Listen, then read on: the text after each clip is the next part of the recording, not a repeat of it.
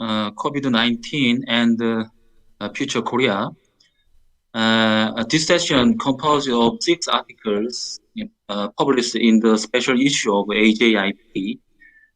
Titles and authors of the 6 articles are shown in article information of AJIP website or by Googling. Also, this session is being broadcast worldwide by YouTube. As mentioned before, we have 6 articles in this session, and I would like to introduce the title of the articles. First one is Lessons from Korea's Response to COVID-19, Missing Factors of Sector Innovation System. The author is Sung-Soo Seol from Hannam University. Second one is forecasting the environmental change of technological innovation system in South Korea in the COVID-19 era. The author is Yubin Kim from National Assembly Futures Institute. And third one is forecasting Korean national innovation system and science and technology policy after the COVID-19. The author is Sung-Woo Park from Hanbad National University.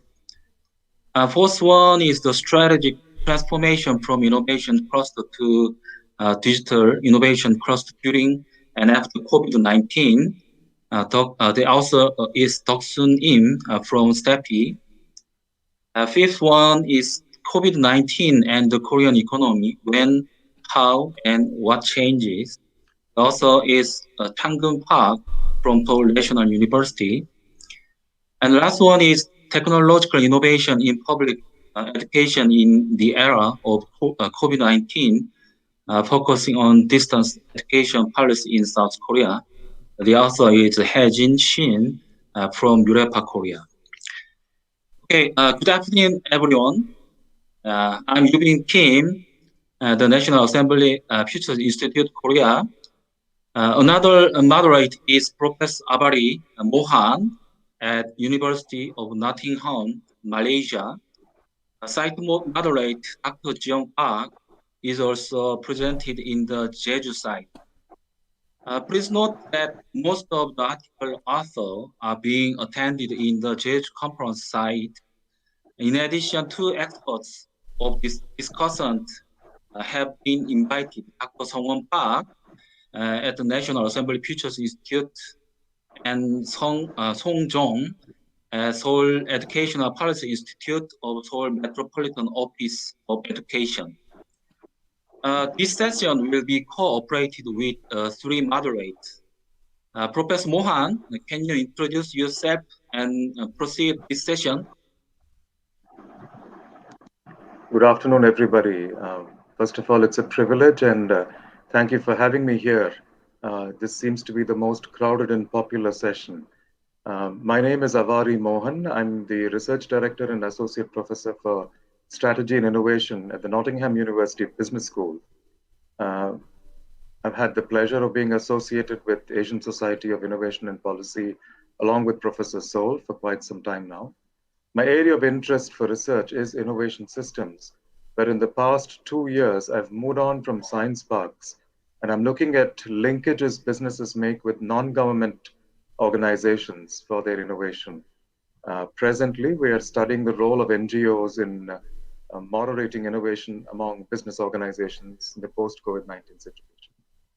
Once again, pleasure and privilege to be here, and looking forward to the wonderful presentations.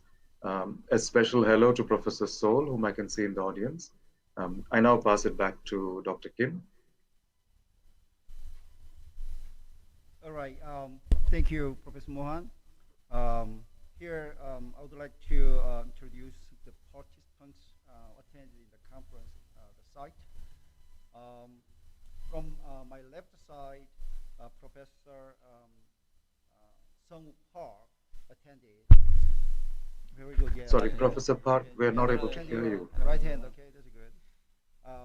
And also Dr. Chang-gun Park attended. And also Professor Sung-Soo Seol attended. Thank you. And Miss Shreen Banksbo attended. And also Dr. Hejin Shin attended, and also Dr. Song Jung attended. Thank you so much. And also in the online, participants also observed there. Professor Abari Mohan, as you saw, attended from Malaysia, and also Dr. Yubin Kim attended, and also Sungwon Park attended from the National Assembly Future Institute. So can you proceed more, the Dr. Mohan?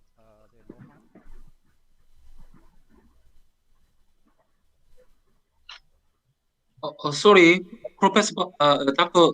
Park. Yep. We can hear the voice of the site. Please more loudly. Okay, sorry. So Professor Mohan, why don't you continue to our Oh, session? right. Right. We're going to welcome all the participants to present their articles and discuss the topics. But we would like to also inform that myself or other moderators may request some of the authors to promote some of the discussion of the session. As we all know, we are experiencing quite severely the new normal situation, or the situation changing completely stemming from the COVID-19. We have the 6 papers that are dealing with the various topics regarding the new normal, from an innovation systems and policy and such impacts. So we request each author to briefly present each of their papers, as in look at your abstracts and the key findings, and then Professor Park will take on from the discussion part. Over to you, Professor Park. Yes. Also, what I wanted to address another point is that our videos also uploaded at the ASIP webpage. So if you just wanted to see our recorded videos, that would be great to help understand about the papers too. So starting from the Park, Professor Park, can you summarize your findings? Hello everyone, my name is Professor Song Park at Hanban National University.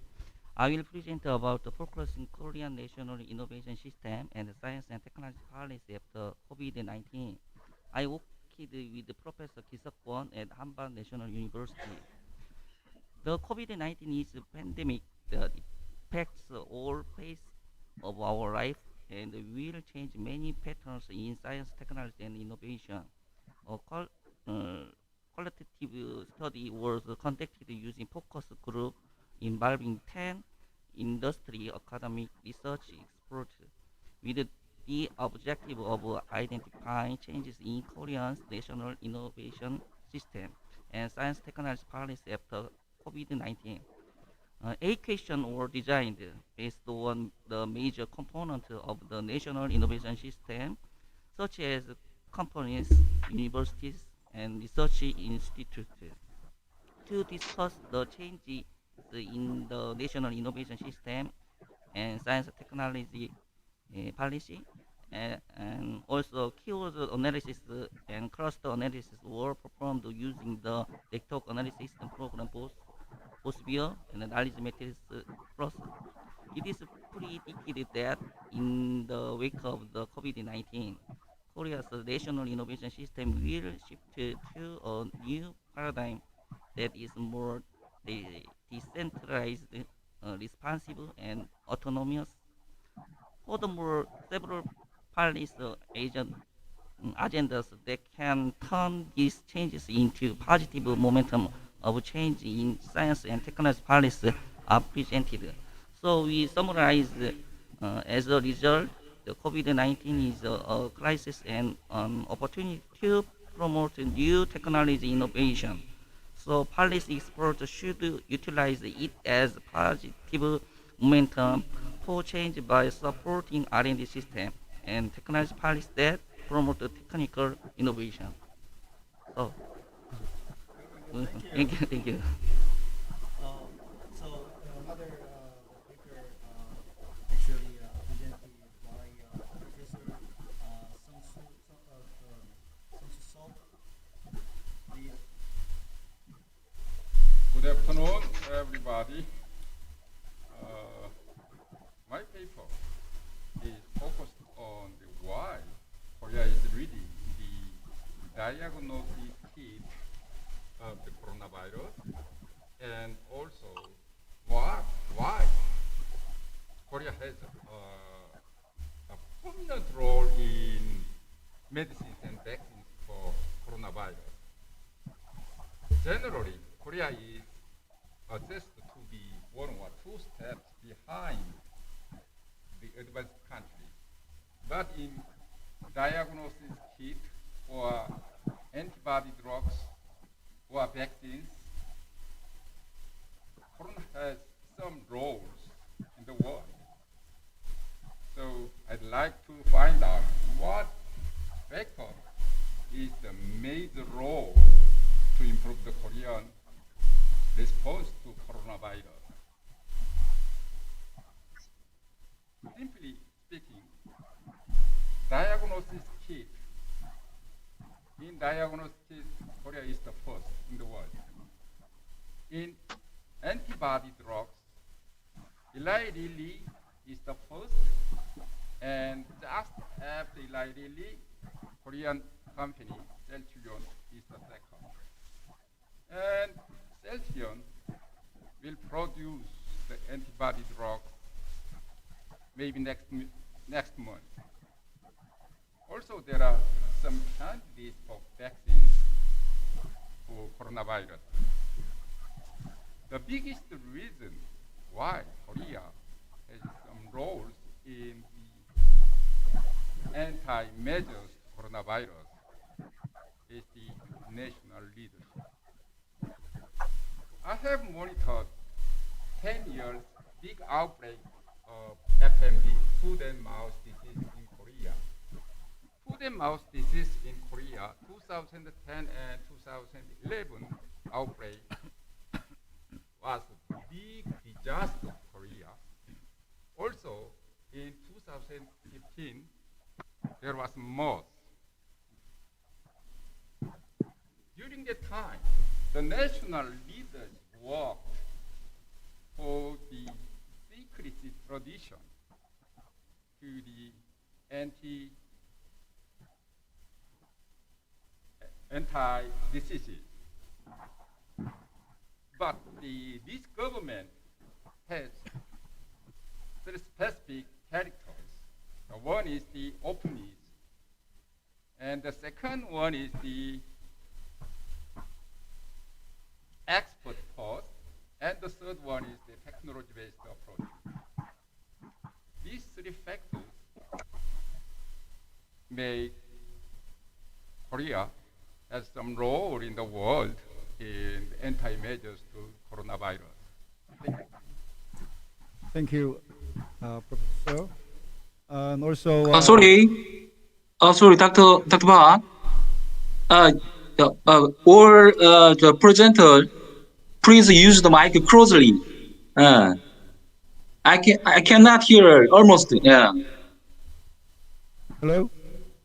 Can you hear me? Yeah. Please use the microphone closely. Yeah. So Dr. Kim, please present your paper and summarize it, please. Okay. The title of my paper is forecasting the environmental change of technological innovation system in South Korea in the COVID-19 era. Korean economy has experienced a very rapid growth, largely due to the change of the innovation system since the last half century. The recent outbreak of COVID-19 impacts the global economy as well as Korea's innovation system.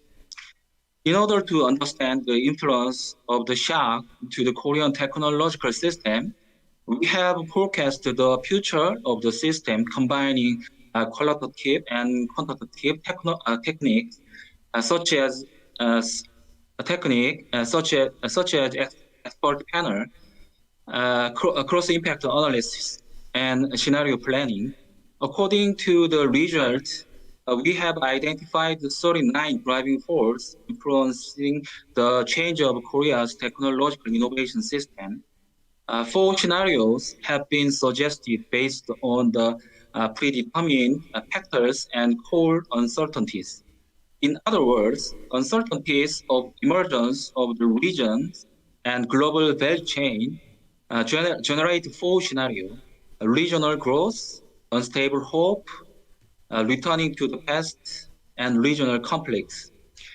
The regional growth scenario is regarded as the most preferable, whereas the regional conflicts scenario is unavoidable. In conclusion, we put forward some policy implications to boost the regional innovation system by exploiting the weakened global value chains in order to move on to the most preferable scenario away from the return to the past regime. That's it. Thank you. Thank you, Dr. Kim. Also, the Dr. Im's paper, the strategic transformation from innovation cluster to digital innovation cluster during and after COVID-19 will be summarized by Professor Mohan. Good afternoon, everybody.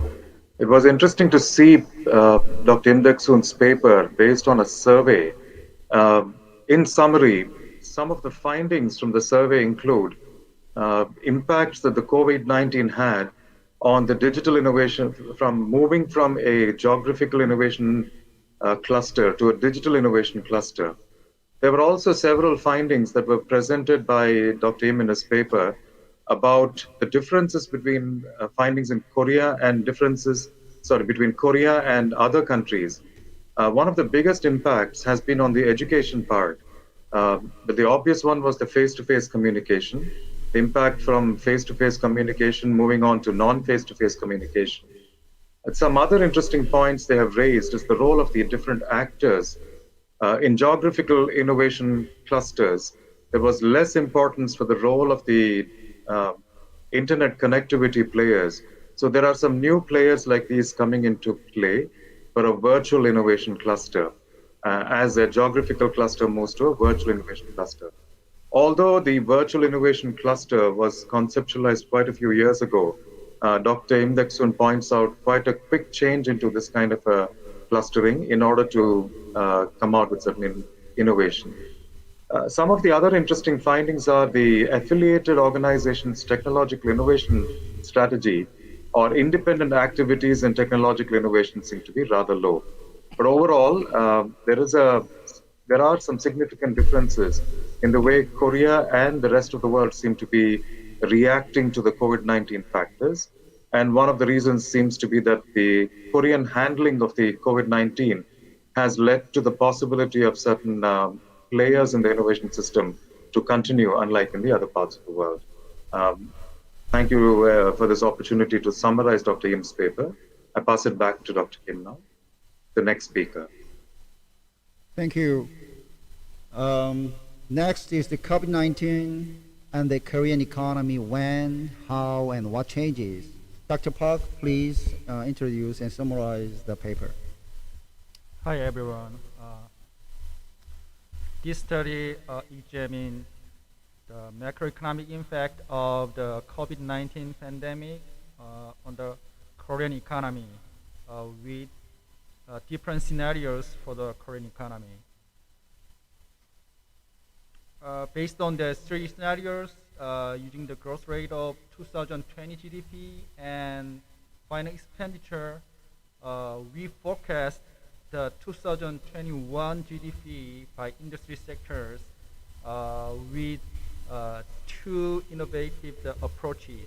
The first thing is the flex IO method to updating the base year the IO coefficient metrics to the new target years the IO coefficients. And second thing is forecasting approach combined with an IO coefficient matrix as of the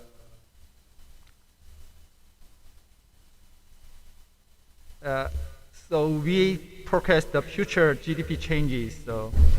And the findings of these studies, first thing is the total GDP growth rate under the pessimistic scenarios demonstrate less rebound from the shock than that of base scenarios. And second, agriculture, culture, and tourism-related sectors that are suffering from the severe losses of COVID-19 showed lower resilience than the other different industries. Third, information and communication technology industry maintains a stable growth trend and is expected to take the leading role for the Korean economy in the post-COVID-19 and the Industry 4.0 eras. So our findings delivers that we added the government expenditures responding the shock and international trade, then our forecasting models, then the result can be more useful and reliable to simulate the resilience from the pandemic. This is the end of our studies. Thank you, Dr. Park. The last paper is about technological innovation in public education in the era of COVID-19, focusing on distance education policy in South Korea, conducted by Dr. Shin. So can you summarize? Okay, so let me introduce my study. This study is more relating to educational policy in the era of COVID-19. This study intends to analyze the strategy and policy of distance learning in the public education sector using the experience in Korea. Actually, as you might know, Korea has tried to begin online school after the COVID-19. So Ministry of Education promote a lot of policy to support this in necessary of the era of COVID-19. Based on the background, these studies analyze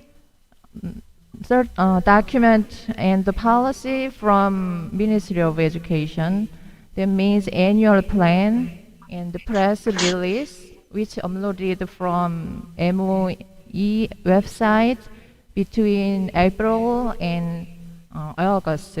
So totally 13 documents was analyzed to my study, and my study is focused on what specific policy have supported distance education in school setting, as well as this study also discussed what specific policy dealing with educational equality and equity issue, which means is a very important educational value of public education. So my study has a research framework based on technological infrastructure and technological teaching and learning. So my finding is dealing with based on the two category and what specific policy should be addressed based on the educational inequality and equity. Thank you. Thank you, Dr. Shin. I heard also the National Assembly Futures Institute is also doing research related to this topic. So Drs. Yubin Kim and Sungwon Park connected online. Can you introduce your research? Okay, thank you, Professor Park. And I'm happy to have a chance to introduce our research about the social changes after the pandemic, including COVID-19. At first, this research is overall managed by Dr. Sungwon Park, And I think it is helpful to understand the results if you know why this kind of research came to be conducted. Could I ask the answer for this, Dr. Park? Hello, everyone. I'm Sungwon Park from NAFI, National Assembly Futures Institute. Actually, I and Dr. Kim observed the pandemic disease last February, actually right after COVID-19 outbreak. At that time, we were looking for academic evidence or issues which dealt with social change after pandemic disease, but we couldn't. So we changed the strategy for identifying social issues after pandemic disease, which is we look for academic evidence from SARS, which was in 2002. So we had experienced four kinds of pandemic disease: SARS, H1N1, and MERS, and then COVID-19. So we searched Scopus TV. So we found numerous articles that dealt with social issues after COVID pandemic disease. So that's why we decided to find some social issues through Scopus TV from 2002 SARS. Thank you. Okay, thank you for your answer, Dr. Park. Next, I would like to introduce the key results of our research. I studied the social changes after the pandemic, looking at the literature for the last 2 decades, from SARS to COVID-19. In order to discuss the post-corona issue, I tried to find out what issues were discussed in the period of a pandemic infectious disease after the millennium through the data analysis. The papers and literature published in the period of SARS, H1N1 flu, MERS, and the current COVID-19 outbreak were collected and analyzed. In all 4 periods, the mental and emotional issue emerged the most. There are mental health related topics such as stress and trauma. Of course, it includes the stress of medical staff. There were also many words related to fear, such as anxiety and deflation, crisis management, public health policy, public safety, and infection control was followed. In addition, contents related to public policy and medical policy were also followed. Next, the subject of each document was examined. Topic analysis is a methodology in which an algorithm identifies each document, divides it into several topics, and finds out which words are centered in that topic. The themes relate to the resilience appears unusually during SARS. These are contents related to social stigma and recovery for labor market survivors. Social stigma has occurred mainly in medical personnel or in patients diagnosed with infectious disease, especially in hotels, which have been cited as major places of infection. In the case of hotels, there were many cases of changing the signboard after SARS. Anyway, related to this stigma impact, the question of how to recover after the crisis arose. During the H1N1 flu, the issue of social overcoming begins to emerge. Scientific disease overcoming also emerged, and crisis control and social isolation began to be discussed within the framework of social overcoming. Regarding the response system, content such as resource allocation, crisis plan establishment, and guideline preparation appeared.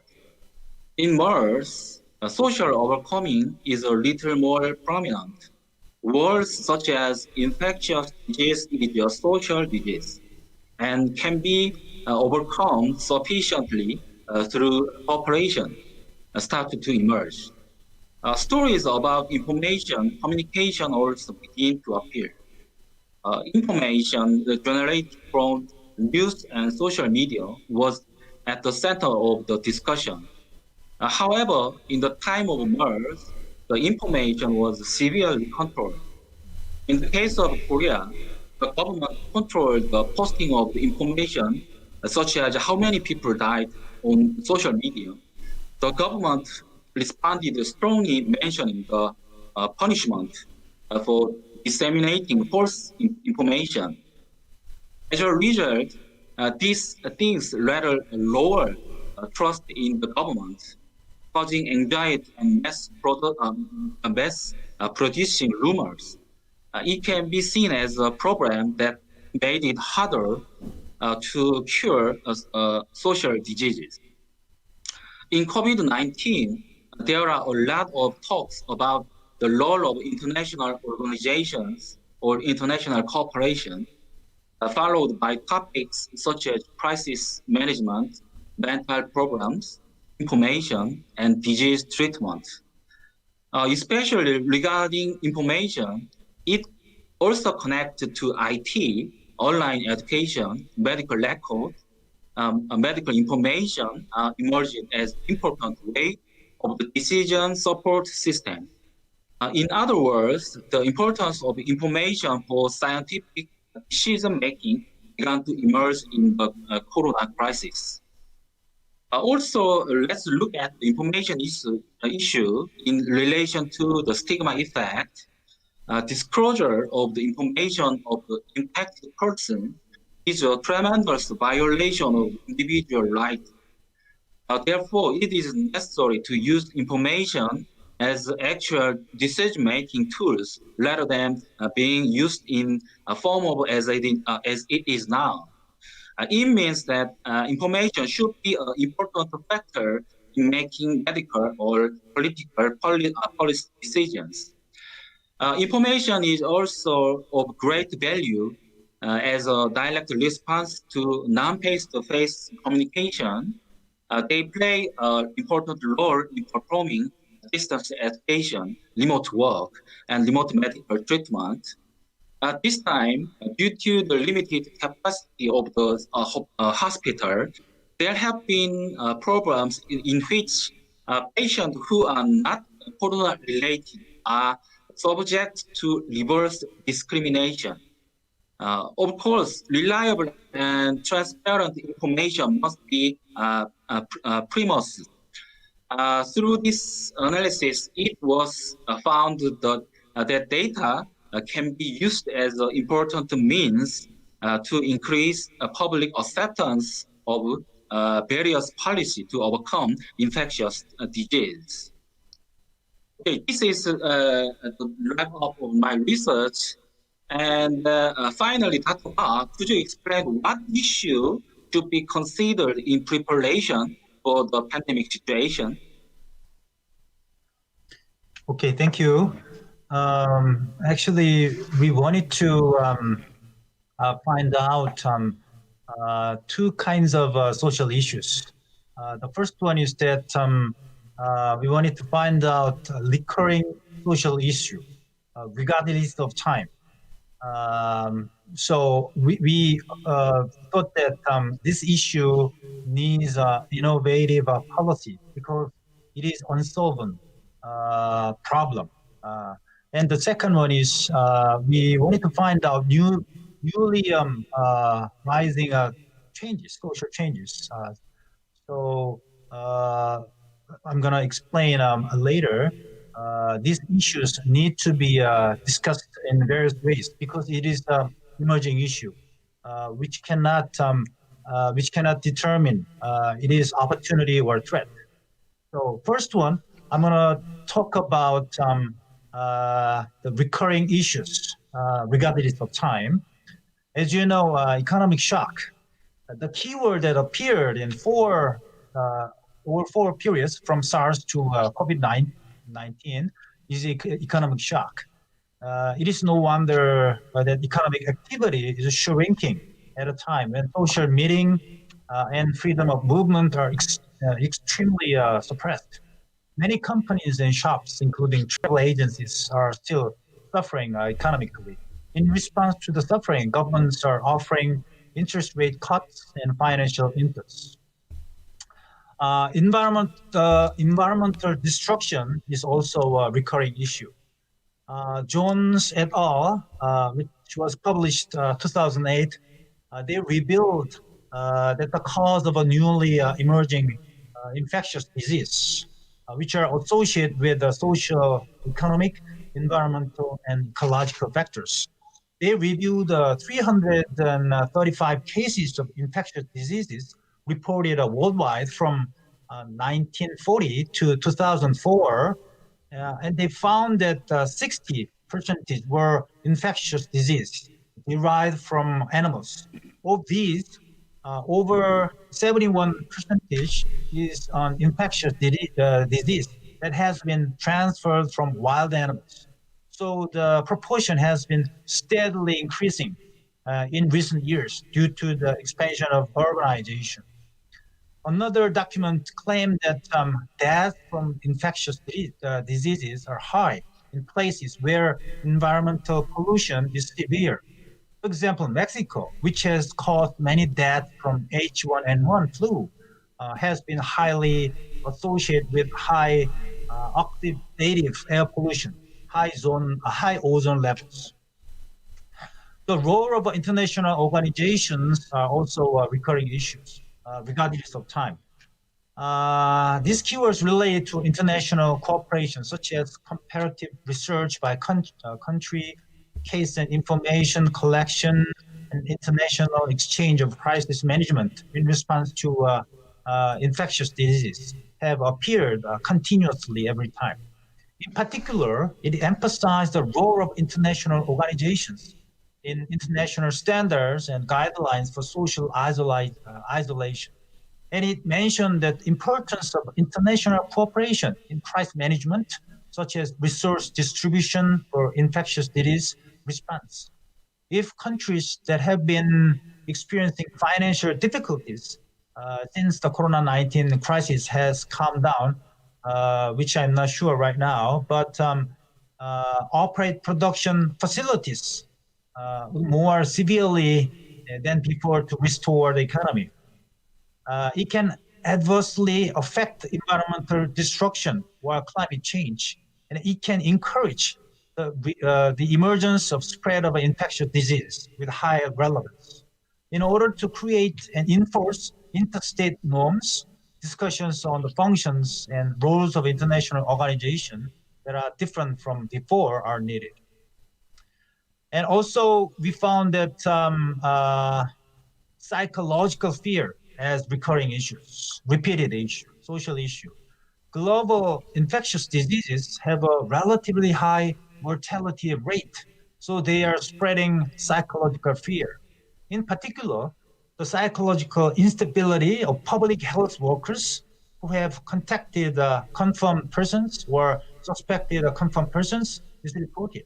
After the outbreak of SARS, a Taiwanese researcher interviewed 135 public health workers and found that 17.3% of respondents reported suffering from severe mental distress.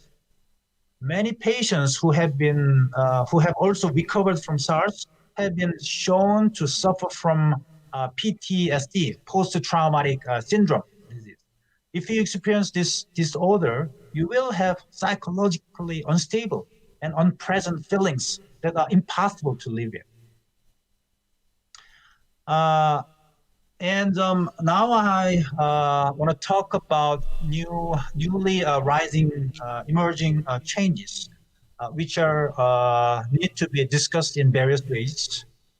The first one is that the conflict between public safety and personal freedom. the frequent outbreak of global pandemics has led to the increasing number of cases in which individual freedom or rights for public safety are constrained. In a situation where it is impossible to know where and who the pandemic will start, governments will observe personal information or behavior in the name of constantly monitoring abnormal signs. The so-called daily monitoring system works if the government monitors the behavior of the people in real time. Yes, Big Brother, which has seen in the science fiction movies, may come true. And another emerging issue is biosurveillance. The word biosurveillance is emerging. The National Strategy for Biosurveillance 2013 defines biosurveillance as the process of collecting, integrating, interpreting, and communicating essential information about all factors that threaten the health of humans, animals, and plants, and activities of disease to help better decision making and increase awareness of the overall situation and response stage.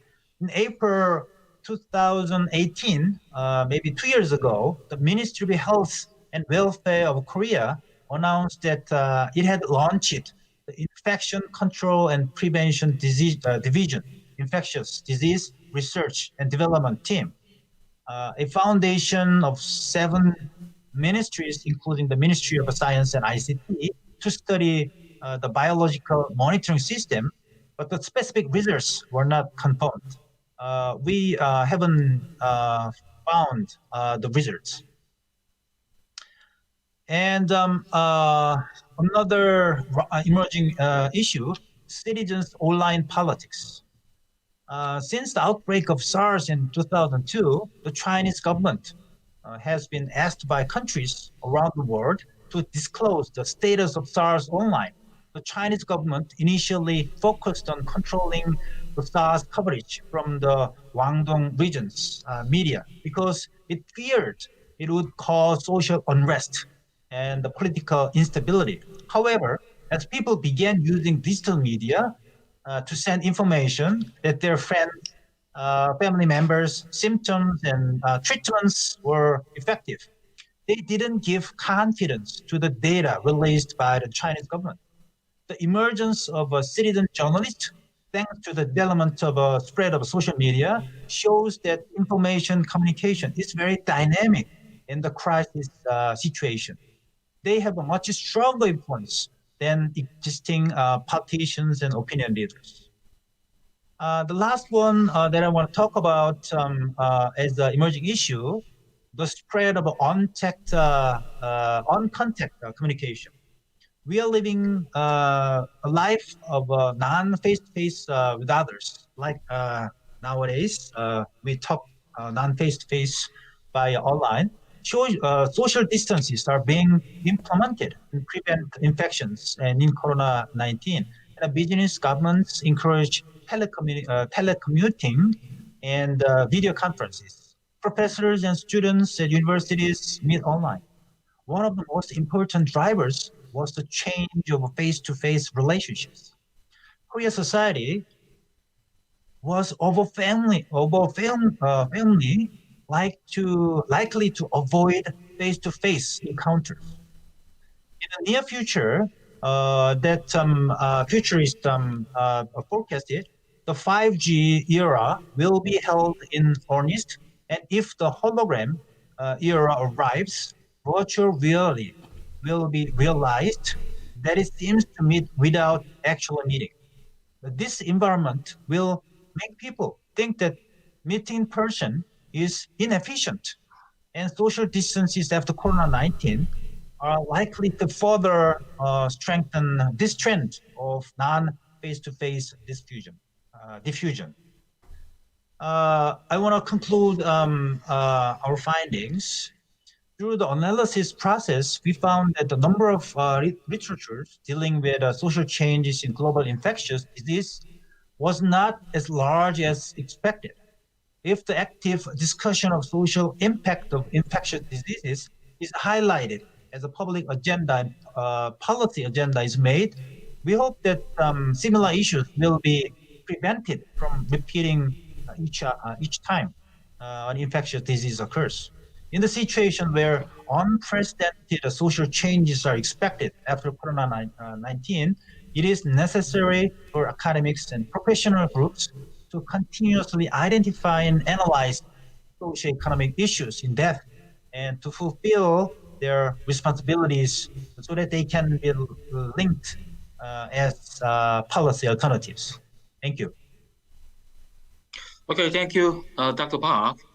So far, we have talked about the major social issues from SARS to COVID-19. Thank you for listening for a long time. I would like to ask the following questions to discuss at this moment. It looks very important new technology in the new normal era, but the new technologies cannot be presented to all people at the same time apart from, but may be tightly connected to the economic and financial damages.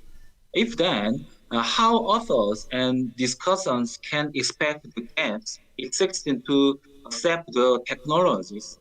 For example, online conference and connections cannot be approached to low-income people and may raise serious discrepancies and inequalities. For them, what kind of programs may be expected in each field in terms of STP, educational policy, economic policy, social policy, etc.? Why don't you start from, I think it's a good idea to start from the paper order. So, Professor Song, can you first address what kind of issues may be addressed because of this coronavirus in terms of the technological innovations and the gaps?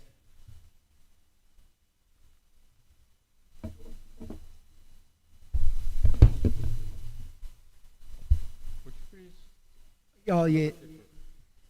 I'll start. Okay. So, Professor Park, can you start first? Yeah, regarding the. Yeah, regarding the. So I think technology is not the cause of war on inequalities. However, technical advances are often the cause of income equality by raising wages for highly skilled workers or encouraging them to use traditional capital instead of the labor force. Although comfortable recognizing this trend is very important for individuals, governments, and business alike. It's because you need to figure out what kind of land you want so you can decide to step on it. Fortunately, despite the trend of inequality, it is happening at a slightly different pace from country to country and from society to society. And income equality is not an inevitable problem. So the system is one of the good tools to close the gap between the innate imbalance and the final income imbalance. This distribution has been and will be problem that cannot be completely solved in any society at any time. It is time to look at the course of the advanced countries that have considered the issue of distribution in order to increase economic efficiency of technical progress. So today this conference is very important. So we need to discuss and present about this situation. So I thank you to SP staff. Okay. Thank you. Thank you. Another the point may be addressed in terms of the economic aspect. So, Dr. Park, can you address your thoughts regarding the existing gaps stemming from this coronavirus and technological innovation? Yeah, actually, before this COVID-19 pandemic, due to the technology innovations, then the human factors in economy will actually the labor is transformed to the new machines. So this unemployment rate is already is gradually increased due to the transformation of the economic structures. So it is not the easy way to solve the disparity in low income people. So we have to the economic structures changes, then we have to find together the solutions for help that the low income people. So and the government and the researcher and all the stakeholders and all the people have to discuss the solutions to reduce the disparity in income or yes. So that is my opinions. All right, thank you. Because this is a live streaming, so some of us having some feeling uncomfortable regarding the live streaming, but we are addressing a really interesting point together. So the third person may be Professor So. Can you address about the gaps? Technological gaps. Technological innovation, and which may raise serious problems for example, low-income people. So what kind of the suggestion you maybe have for in terms of STP aspect? If we focused on the technological measures to coronavirus, the innovation is not the important method, but the diffusion and distribution may be the first thing we have to consider. Diffusion and distribution is the matter of policy, not the technological innovation policy. So maybe government will to diffuse and distribute the advanced technologies to the low-income people, maybe the first issue of policy. Thank you. I think that this is also connected to educational aspect. So, Dr. Shin, can you address some points in terms of the inequality and discrepancy for the low-income people, related with this technological innovation and coronavirus? Okay, so far the government is focused on the economical development, and technology innovation should be just focused on the development and innovation and fastly. But now I think it is a time to more thinking about the technology innovation should provide for more the inequality area and in others area. I mean that at least the technology innovations might be a reason for the bigger of inequality issue in terms of in educational area. At least the technological infrastructure that means include the digital device and network and online platform. That area is the basic element to provide via distance education in school setting. So this element might be important to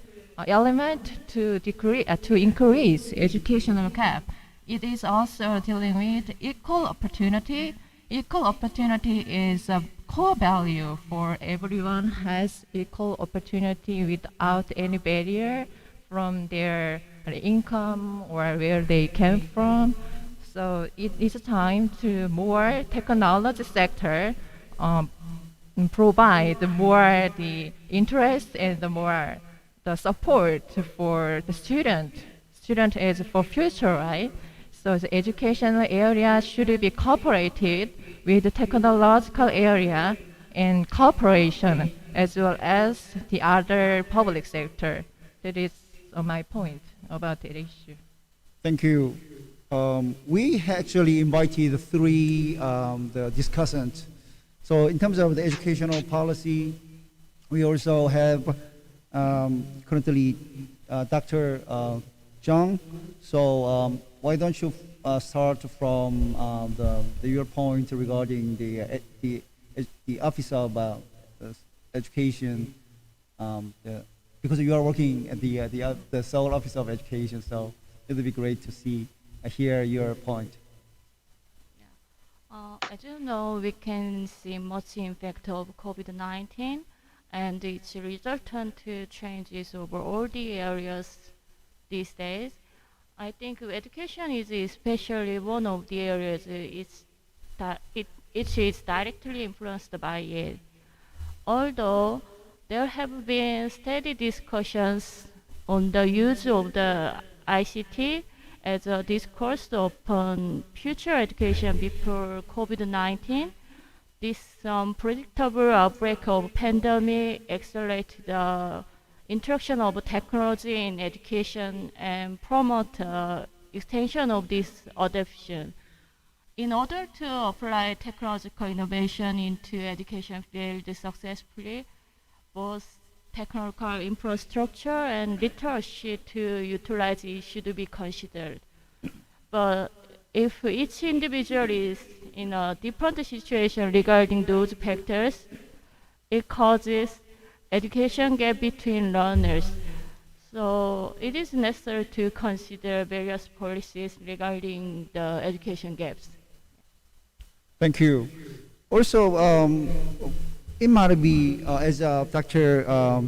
Sungwon Park addressed, that psychological problems may be another issue. So, Trin, can you explain or address some points based on the Danish case and others regarding the psychological issues and others? That would be great to understand. Yeah, I think there are a lot of common points all over the world. I can see now that I live in Korea, when I speak to my colleagues at home, the worries or the attention would be about the same. It is being addressed as social fatigue. Lot of students who are not doing well with the isolation. So we have to consider the personal aspects, the mental health, not only enough devices or fast enough internet, it is also how do you cope with isolation, the uncertainty, families who are not doing well because of unemployment, so many other of these factors, and it's shared around the world these days, I think. I think we hear a focus on innovation and being efficient, and it was mentioned that maybe with holograms, face-to-face meetings would be considered inefficient. So I want to raise the attention both in educational field but also in all other aspects of society, that meeting, face-to-face meetings will still be necessary. We are human beings, we need to connect. And also, recently I read an article that would connect a bit to innovation actually, that people should be aware that if they don't have these face-to-face meetings, some of the innovation is probably going to be lost. Maybe we don't see the effects right now, but in the long run, the informal meetings where you don't necessarily have an agenda, where you get the ideas And by the way, I have to introduce this person, or, innovation is not something that can always be structured or has to have a certain direction. It's also a spontaneous and creative process. And that is not possible the same way with these virtual meetings. I'm very happy that it's been possible to do this kind of conferences and that we can do online learning so that schools are not just closed, but there are lots of things that you can't compensate completely virtually. Thank you. Thank you so much. Yeah, it's very important to meet together, but based on the current issue, we also try to be connected via online. That's our issues. Thank you so much for that. Dr. Sungwon Park, do you have any comment regarding this question? Thank you for letting me share my thoughts on what were discussed. First of all, I want to talk about the issue of education. I want to raise two issues regarding education. The first one is that this big crisis uncover the hidden social issues. Actually, we are proud of nature of ICT. We all are connected with each other. But I read some news article that 10% of students are not allowed to connect online class. So they do not have any electronic device to connect online class. 10% students cannot attend online class. I mean, it is very shameful for us. Somebody said that it is only 10%. No, I want to say that 10% people, students, even younger students, cannot go to school because they didn't have any devices. So I think we have to consider this situation. And the second one, luckily yesterday I participated in a very interesting discussion with a 15-year-old middle school boy. He the boy was amazing. He said that he criticized that only school offer regular class, and the teacher said that the schools, fully offer the class, but the high school, the middle school students, the boy said that it is not enough for them, for the students. School life is not only studying something, but also they want to have social activities. They want to meet their friends in order to have social, relations. It is also very important things that the school should offer.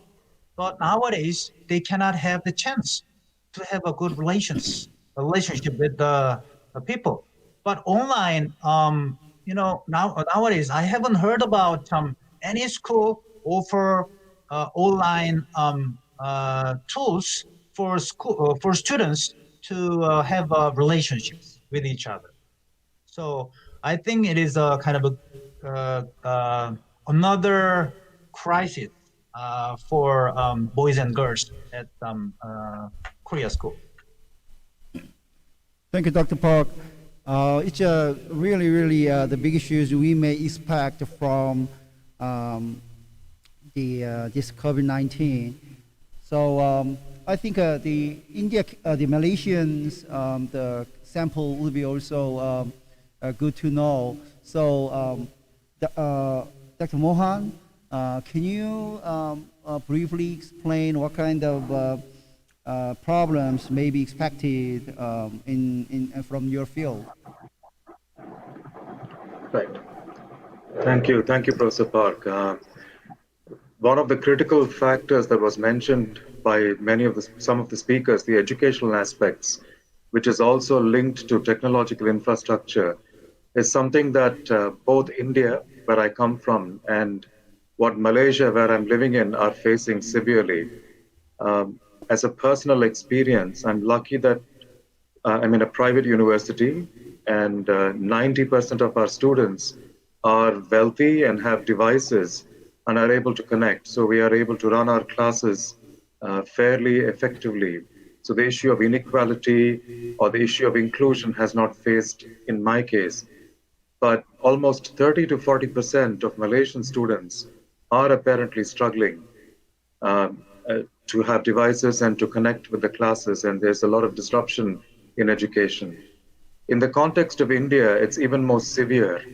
Recent studies have shown, especially around human slavery, that living in hostels in India is actually not slavery, but because their homes do not provide facilities, living in hostels by students and for labor is very important to access facilities. And the COVID-19 has created a severe negative impact. So access of infrastructure, access of devices, and lack of facilities at home, particularly in the rural areas. So it was very interesting to hear from the National Assembly Futures Institute, Professor Jung and Professor Park talking about 10% of Korea not having devices. So it is a lot bigger problem in these countries, and the fear of increasing inequalities there. So, very glad to hear those issues, and we hope there'll be some solutions from a technology and innovation policy. Thank you, Professor Mohan. I think this is really interesting because even though we believe that the 10% of students in Korea just experienced, but the other countries are experiencing this the inavailability of the technologies much higher. So I would like to continue. Well, we can discuss more, but I would like to continue our the discussions to. First of all, is there anything so you want to? Well, first, the Dr. Shin first. Can you do that? Yeah, because while I heard from the Dr. Sungwon Park, and I just would like to share the Korean the policy strategy and case. Actually, it is very impressive that after announcing the Ministry of Education begin the new school by online, there are very many areas supported for the providing the at least about the technological infrastructure. So, for example, the corporation like Samsung and LG and provided for the computer or the smartphone for lower income students. And also the data and network like KT and LG. And I heard that unless the data usage while the student use the online platform learning content, so they provide to support for the less of any barrier for students. And also all the Ministry of Technology and Information and Ministry of Education, they have collaborated to support the better policy in era of the pandemic disease. So I think it is a very impressive case in the Korea. So I just would like to share.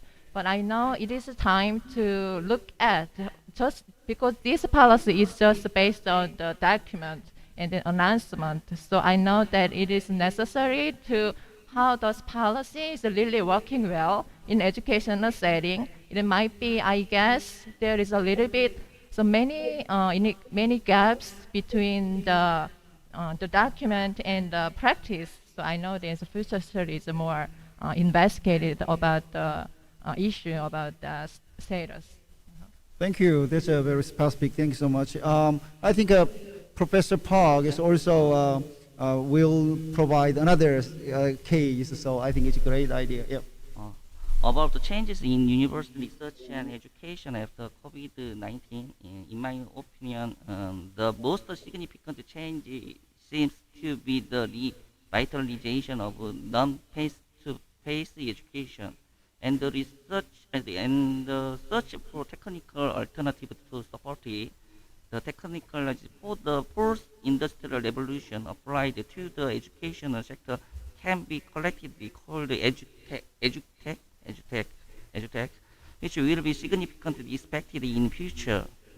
Um, Next, the simultaneous changes in educational content, the educational methods is expected when to face education is reinforced. Uh, so lectures by professors are recorded and stored. Then simple transfer type subject will be attracted to the best professor and teachers in country. Oh, in my opinion. Okay, thank you. Yeah, thank you. We could find many worries in terms of the inequalities, right? So I think now we need to move to discuss about resolution. So how can we reduce this type of gaps, even though we are in this situation? So I'd like to know what kind of your thought regarding the reducing this type of gaps. So who can start first? Because this is we found that educational issues are really serious. So is it okay to first start? For me, okay. Dr. Shin, yeah. Yeah, because I always emphasize that education is important and the more financing support for public sector in terms of educational area. So I think so far our government is really emphasizing social development and economical development. It means more technologically developed for the country. And I think so far we could not think about our neighborhood in terms of inequality by diversity. And so it is time to think about the inclusion and equity issue and more the supporting for the welfare and as well as education. So I think it is important to think more the education. And also why I emphasizing about that, the budget is limited. So I think the more the budget needed to support for students, at least they don't have any limitation even at the public schooling in terms of public education. So I'd like to emphasize about the more support and the more the interest to go to the educational area. Thank you. Yeah, we are currently adding specific cases experience in Korea, but also globally. So, but in terms of the suggestion, Professor Sol can address it. So please. I'm a technology policy expert, so I'm not used to the inequality issues. But we have to keep in mind the three trends. First one is the R&D and innovation and the diffusion is the different areas. So diffusion or distribution is the matter of sociological, political, educational methods. So the social issues expert and the political expert should consider these methods. The second one is technological inequality is not just for the technology area.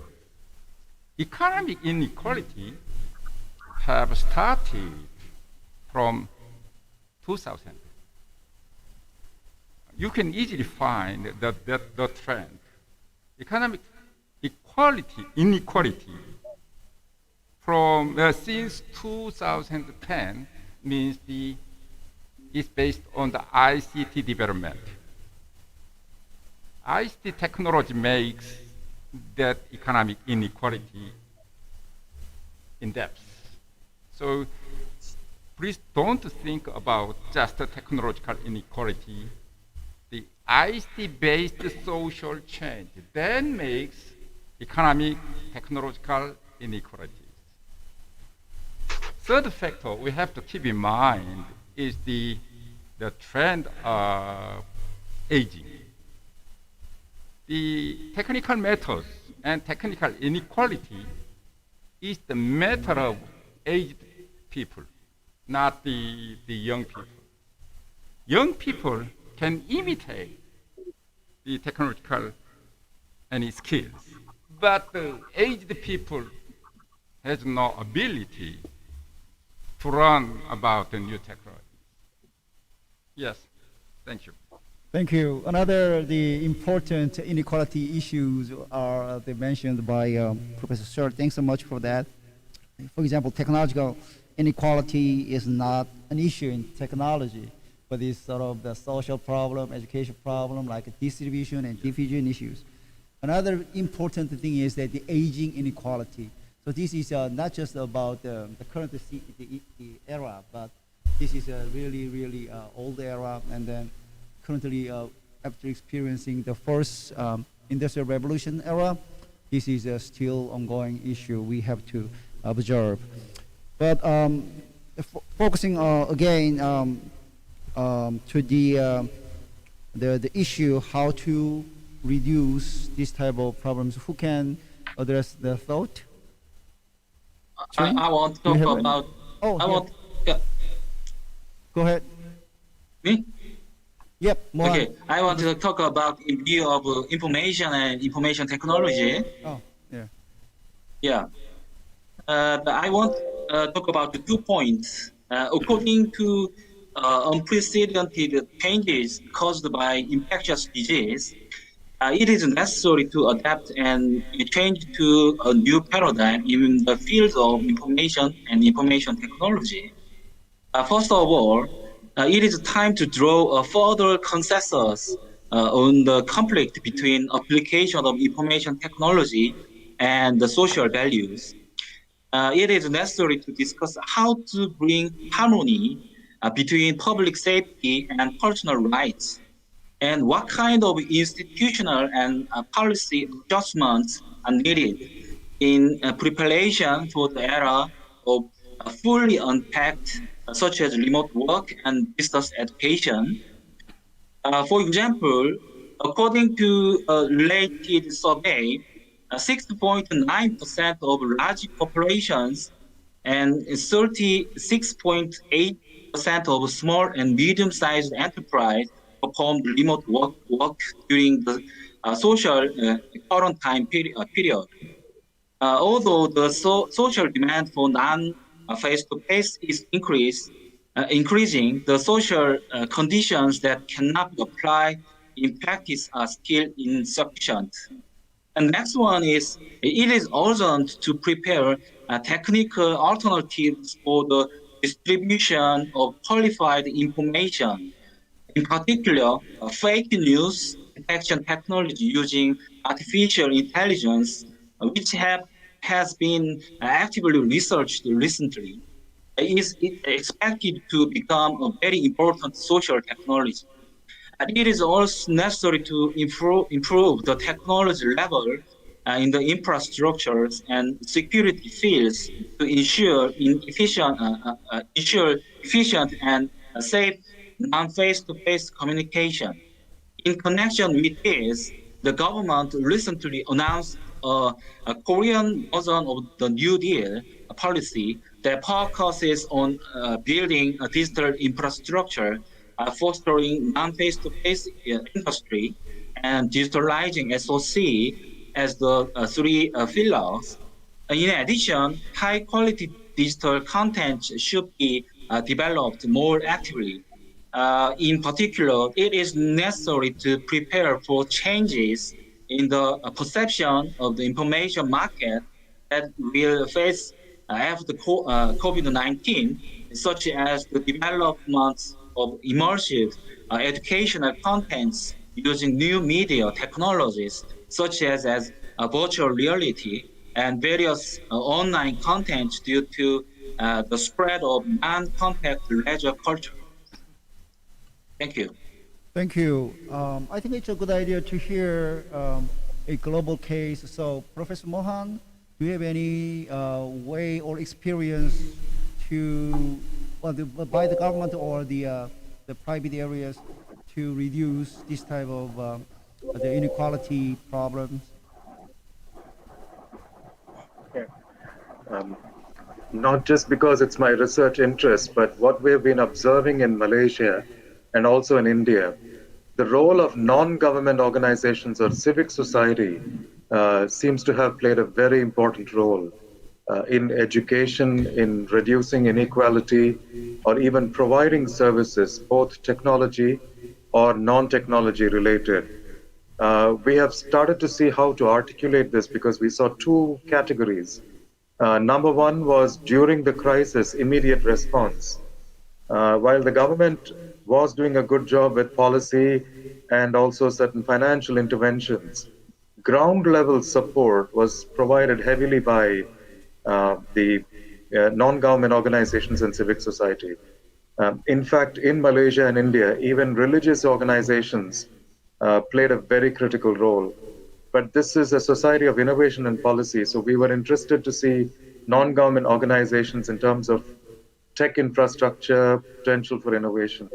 So in future, I'm looking forward to the missing actors or studying missing actors in national innovation systems or even in sectoral innovation systems. Perhaps I'll even collaborate with Professor Sol, who has now started talking about the missing elements of sectoral innovation systems. Over to you, Professor Park. Thank you.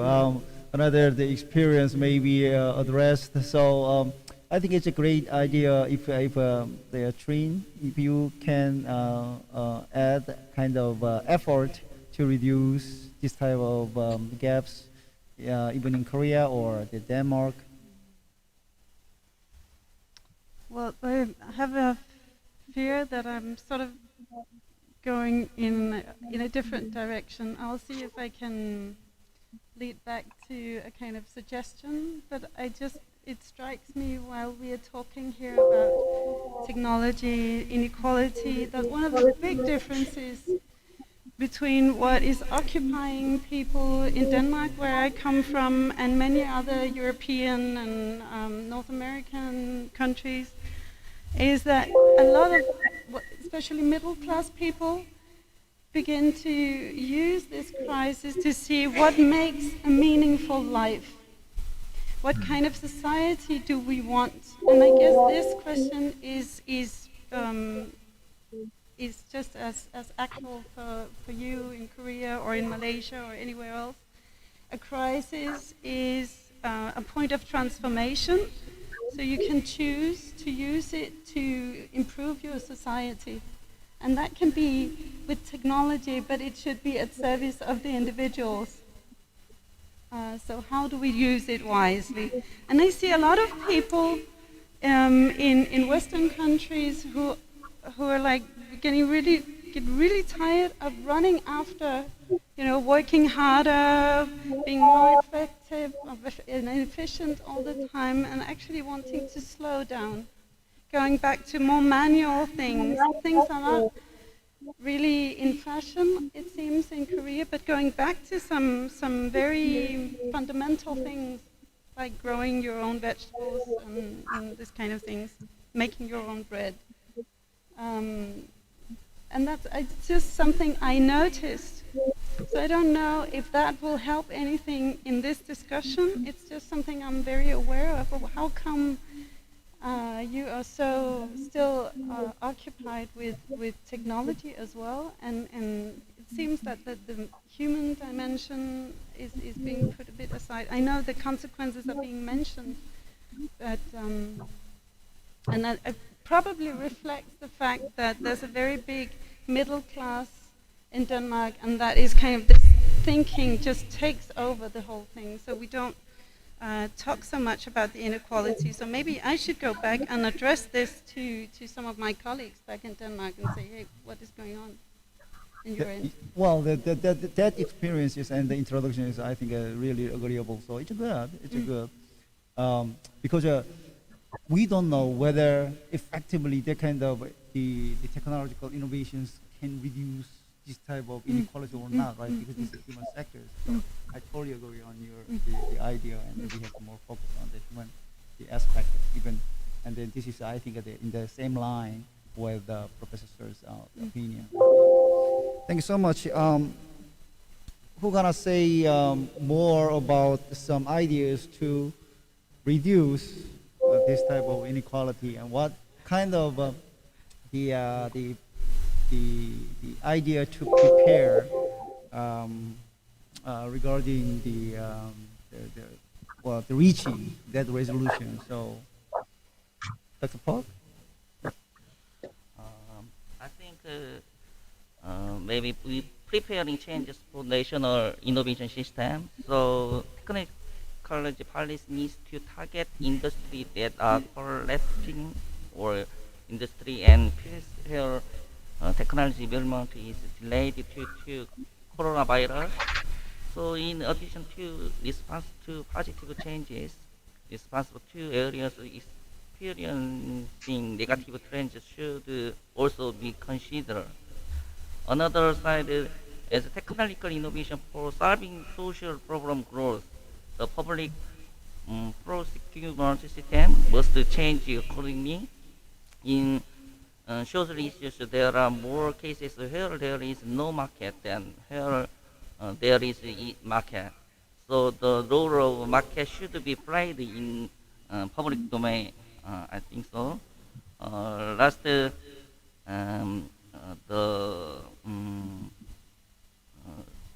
risk due to delays in changes the official in charge of technical policy. So if the technical approach to national task is impulses and expanded, a big government is expected in the field of science and technology. Maybe big government does not mean that government does everything over the entire process of the policy in implementation, but this may happen. There may be tendency for the government to take the initiative from planning to research selection and implementation. It is necessary to limit this approach. Thank you. Yeah, that's a good suggestion. Thank you so much. Dr. Park, I think you may address sort of an effort in terms of the economic aspect. So do you have any a suggestion or idea? Even though we experience the economical structure change, but you may address sort of what kind of a strength point or weakness point and stuff like that.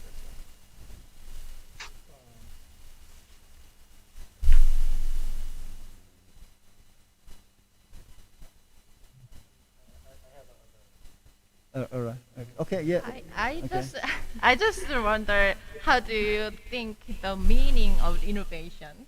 So it might be the innovation for technology development, innovation for what, and where the innovation should we go? That means, so might be it is time to think the innovation for like a technological development, ecologically development, or the innovation for decreasing inequality, right?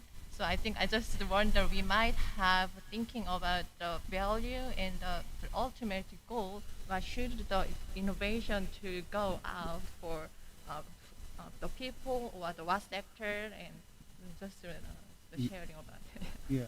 So actually, Dr. Shin asked that what kind of innovations? Innovations for what? So to reduce this type of inequality. So it might be really important question, I think. So starting from the professor, so do you have any thought about innovation for what to reduce the sort of the disparities and others?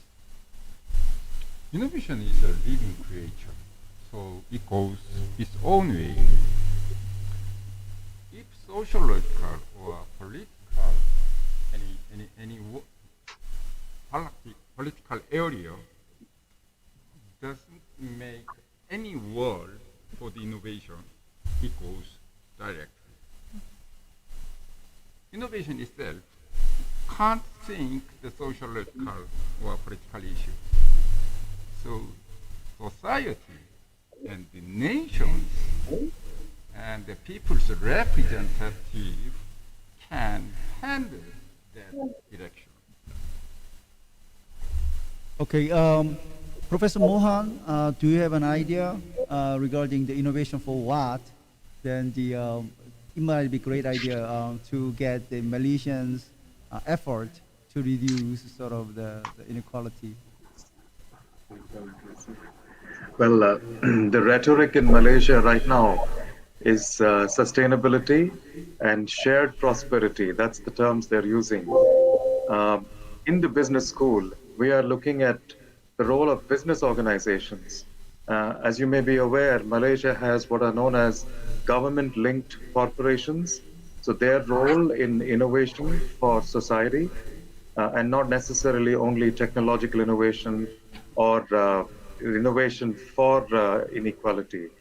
So we are also trying to look at that role of business organizations and innovation. I'm now collaborating with a sociologist who has introduced me to a term of reflexivity and innovation, cause and effect kind of thing. So what are the causes of innovation and what are the effects in terms of reducing inequality and so on. So in emerging economies like Malaysia or a slightly less developed economy like India, or rather it's a dichotomous country. On one side there is strong technological and scientific developments, on the other side there is poverty. So we are looking at various actors and as a Society for Innovation and Policy, how can the different actors like business organizations, non-government organizations, research institutes, interlink to provide these solutions, innovative solutions. If you look at recent developments in India, there is a term called frugal innovations, innovations that are low cost and that become accessible to the poorer sections of the society. I think frugal innovations will now become very important to address the issue of inequality and also inclusivity. Right, it's really the important the address. So I really I'm currently thinking that this the approach Professor Mohan mentioned may be connected to the Dr. Shin's the thought in the paper. So can you address, because the innovation, the technological innovation should be available to all the people. No people should be behind the technological innovation. So in that case, the Malaysians, well, not just focusing on efficiency, but we have to think that who can be not behind that the innovation thing. So in the case, we have to consider those, the low-income population or the aging people and many other the disabilities and others. So I think this is really, really important. So in the case, perhaps the Dr. Shin's addressed that this issue in her paper. So can you explain the effort to reduce this type of problems or experienced in Korea? Korea in education area, do you mean? Or just the whole? Well, the education area or others, if you observe the kind of problem. Well, first of all, it is very valuable to find the solution. There is no right answer. It is time to have a better idea to look at the various aspects. I think that this kind of interdisciplinary opinion discussion is better. I think to find the solution about the inequality issue in educational area, and I just would like to share the Ministry of Education.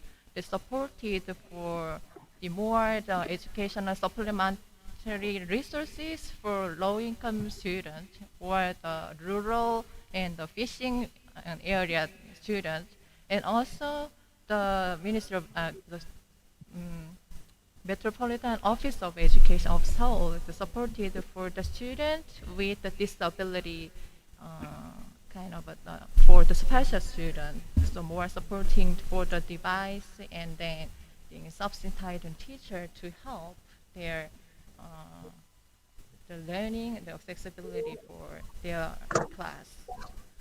So So I think it is really hard to find a solution right now, but it is very important to have making solutions. We have making the plan and the vision, and we need to find various aspects to hold together with collective lens. That is my Agree. Yeah. Regarding that, Dr. Shin's opinion, she mentioned that the Metropolitan Office of Seoul, Metropolitan Education Office of Seoul. So, Dr. Jung, do you have any suggestion regarding this topic? A majority of policies in the first half of the year usually focused on supporting infrastructure, and it really worked. However, there also has been much concern over the difference of family support or their confidence for mentoring distance learning. Yeah. Since this difference turned out to widen the education gap, the inequality in this side also have been fully considered in the policy planning. For example, the Seoul Metropolitan Office of Education has prepared a customized learning support program to close the education gap.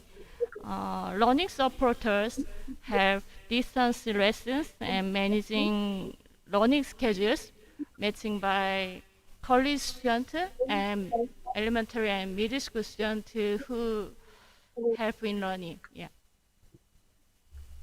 Thank you. It's really specific, so helpful to understand the current Korea's effort in terms of the educational aspect. Who gonna explain some more specific cases in terms of the effort to reduce inequalities? You been Dr. Kim? Yeah. Yeah. Do you have any? I wanna. Yeah. Yeah. Yeah, I wanna answer for the question about the innovation for. Yeah. Yeah. Go ahead. Okay. I think the important keyword is social technology, as mentioned before. So far, we emphasize the innovation for economic benefits, but I think the social technology is very important. For example, as Dr. Park mentioned, biosurveillance is one of good example for social technology. So a biosurveillance system must be established in honesty that is linked to the process of collecting, integrating, interpreting, and determining information on the elements that become the policy of infectious disease and disease activities. So I think the innovation for social technology, including social safety, will be very important in the future, I think. Okay, thank you. The Dr. Sungwon Park, do you have any case or examples experienced in Korea regarding this question? I actually wanted to talk about what Dr. Vangsbo, I pronounced it correctly. Dr. Vangsbo said that she asked that what kind of society we want to live in. I think, well, it strikes me in thinking about Dr. Shin raised the question, innovation for what?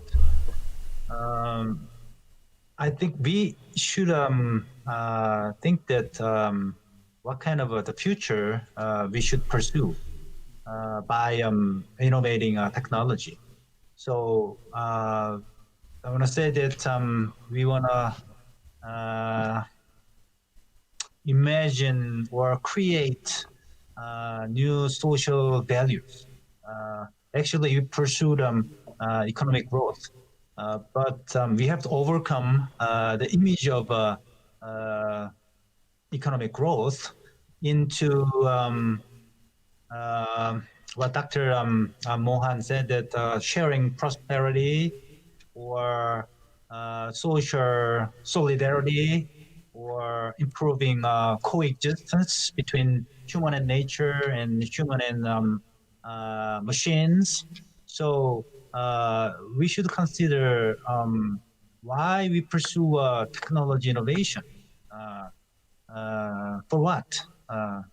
So I want to suggest social solidarity or coexistence as a kind of good example we have to pursue by technology innovation. Let me go back to the story that the middle school boy raised. So we were, very satisfied with that. We connected all by infrastructure, online infrastructure. But the schoolboy said that it's not enough. They want to study something by online, and also he wanted to have a social relationship by online. So at this point, he wanted to have a kind of social solidarity. So how technology experts realize the boy's dream. So one suggestion that I want to say that is that why don't technology experts meet social activists who want to raise a change, social change? Maybe teachers and technology experts and students may come together and to discuss what kind of problems they have to solve in the era of COVID-19. So technology experts should meet other social activists to improve technology innovation. Thank you. Actually, to say, Dr.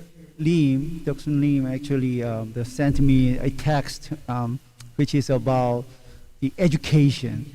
So if there's a technological innovation and advancement should be reached by education. Well, should be, that can include the higher education or the elementary, middle, and high school education, and even the adult education. And we can expand this type of things, like the whole life education, such like that.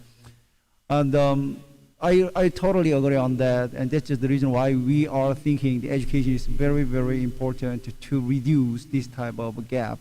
So I believe that Dr. Shin and Dr. Jung already addressed this kind of the questions and sort of effort experienced in Korea.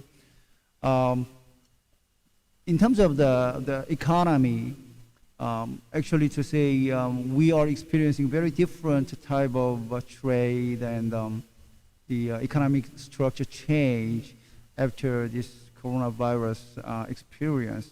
So in the case, what kind of new sector will appear in the future and what we have to prepare. So I think this is a really, really important issue, and the paper actually addressed the kind of my paper written with Dr. Park actually addressed what kind of sectors may be resilient, what kind of sectors may be really dangerous in a very short term, like 2021, based on the current GDP change.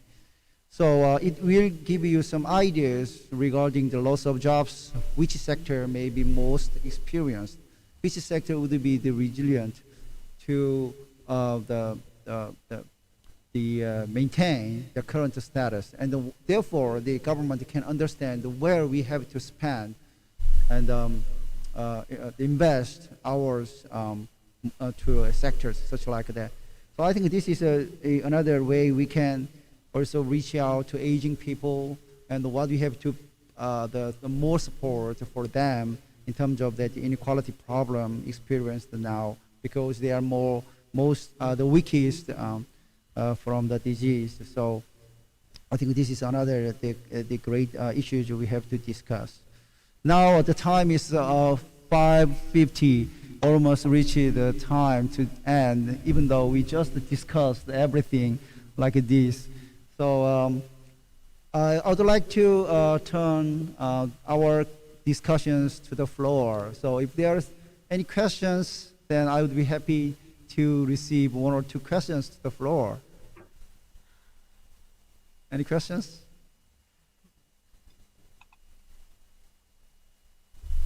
All right. I think I know that this is a really, really difficult question. And well, we are not suggesting any conclusions or perfect ideas or perfect policies, but we are sharing our ideas to promote the reduction of the gaps. So this is the current trial why we wrote our papers together. So because we are almost reaching to the time, then I would like to share. Do you have any questions? Discussions and the presenters? No? Do you have any questions? No. Okay. So, yes, please. We are talking about the future of coronavirus, at the post-coronavirus. But at the moment, there are many people who lost their jobs, who lost their money, who lost their houses.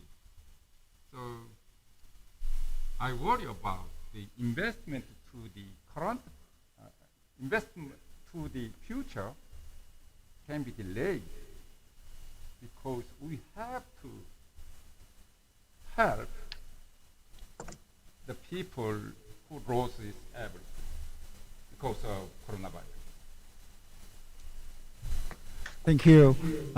This suggestion and comment addressed by Professor Sol is totally in the same line as we discussed. So thank you so much for that. Professor Mohan, can you address or continue our discussion a little bit? Yep. First of all, once again, it's such a pleasure and privilege to be with all the scholars, and the Korea Assembly Futures Institute presentation has been very impactful, along with all the other presentations. I have a pleasant role also to quickly make a few summary points. It was interesting to see social issues, macroeconomic issues, sectoral innovation issues, the missing elements, educational aspects, all diverse issues brought together.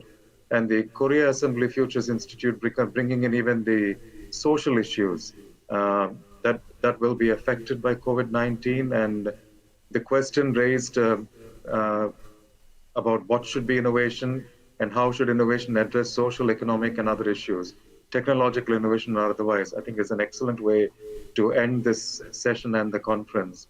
So my thanks to all the participants. Thank you, ASIP, the Asian Society of Innovation Policy, also for having me. Thanks to technology, I'm able to be there in the beautiful island of Jeju, but from my house. So with this few words, but I'd like to add one sentence which is very interesting. The Danish scholar talking about what should be the purpose of our society.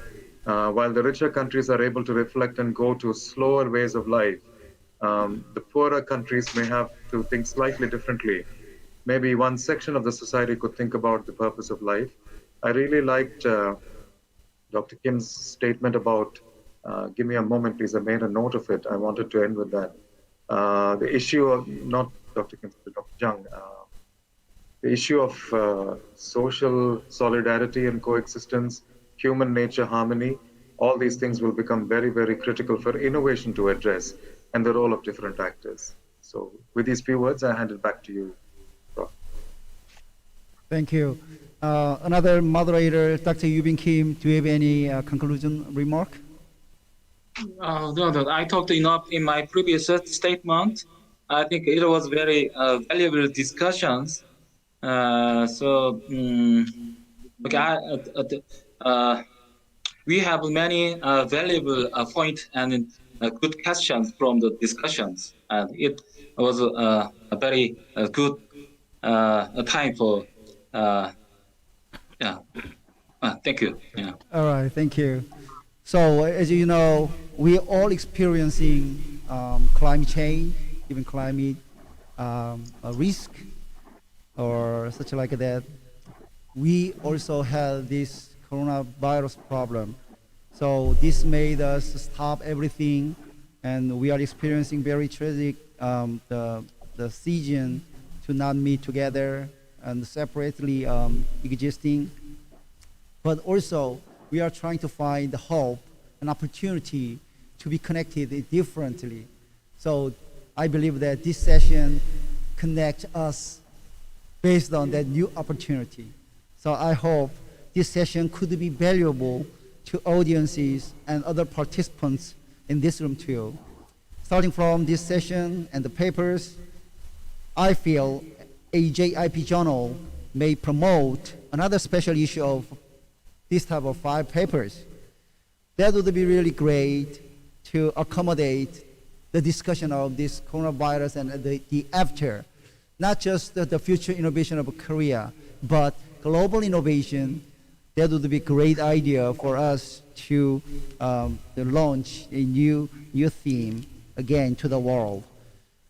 I will also try to contact Springer or Edward Elgar to publish a book by editing and collecting our papers. So this is another effort that I may do. Also, I'll try to keep updating the progress once it is received by those publishers. I'm now closing this session because we reached almost the time, but please contact me if you have any questions on this session and the papers. Note, all papers, again, are free to download. Further, another email addresses are presented in each paper. So if you have any questions about those 6 papers, then the authors will be happy to respond to you directly. Thanks again for all the participants and audiences, and happy Friday, and hope to see you next time.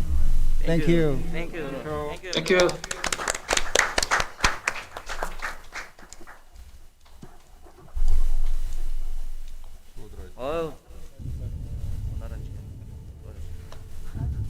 Rapid changes beyond your imagination. Data, network, AI. We create new value in the era of the 4th Industrial Revolution based on the state-of-the-art DNA infrastructure. KISTI, leading the history of science and technology information in Korea. Another name for KISTI is the future.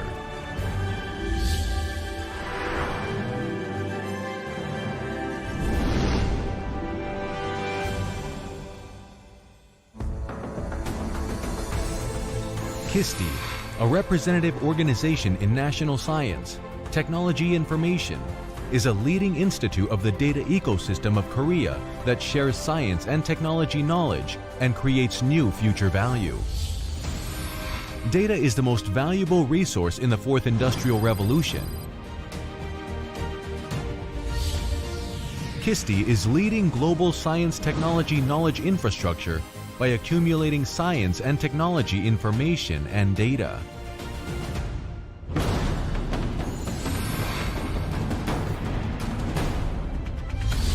KISTI's data platform, established to facilitate national ecosystem of SNT information sharing and utilization, is creating sustainable information value by providing problem solutions for social issues.